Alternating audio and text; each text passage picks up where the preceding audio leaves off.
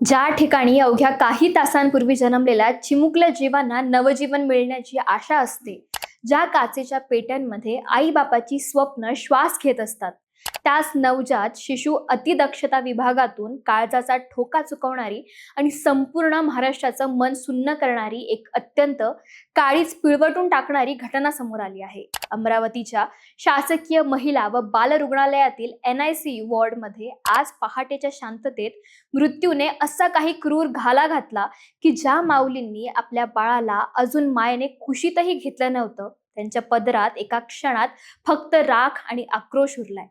एका बंद खोलीत व्हेंटिलेटरच्या भीषण स्फोटात 3 निष्पाप नुकत्याच जन्मलेल्या फुलांसारख्या बाळांचा होरपळून आणि गुदमरून करुण अंत झाला आहे. अवघ्या काही तासांचं आयुष्य घेऊन या जगात आलेल्या या निष्पाप जीवांनी असा कोणता गुन्हा केला होता की त्यांना जिवंतपणी या आगीच्या भट्टीचा सामना करावा लागला?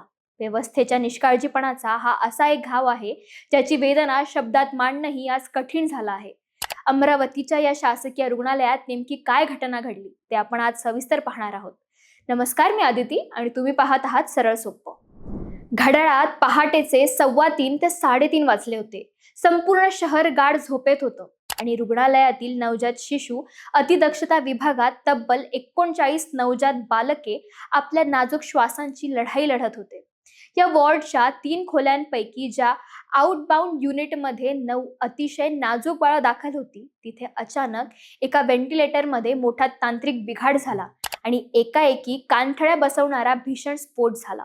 काही सेकंदातच आगीच्या प्रचंड ज्वाला भडकल्या आणि संपूर्ण कक्षात काळ्या कुट्ट विषारी धुराचे लोट पसरले.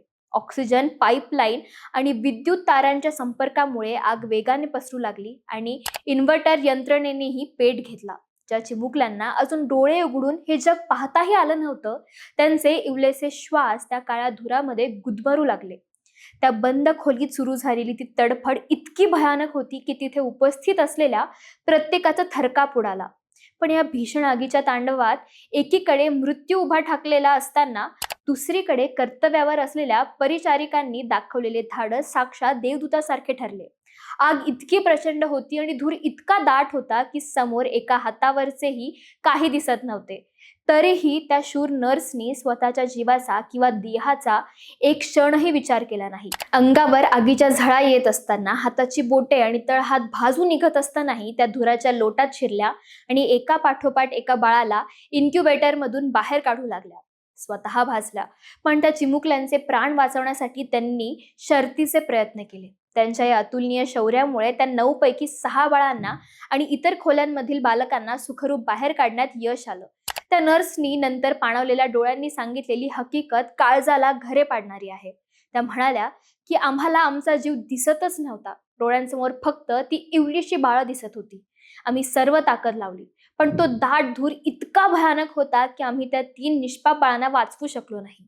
या दुर्घटनेत भाजल्या गेलेल्या आणि धुराचा त्रास झालेल्या इतर 6 बालकांना तातडीने जवळच्या सुपर स्पेशालिटी रुग्णालयात दाखल करण्यात आलं असून सध्या तज्ज्ञ डॉक्टरांच्या देखरेखीखाली त्यांची प्रकृती स्थिर ठेवण्याचे प्रयत्न सुरू आहेत.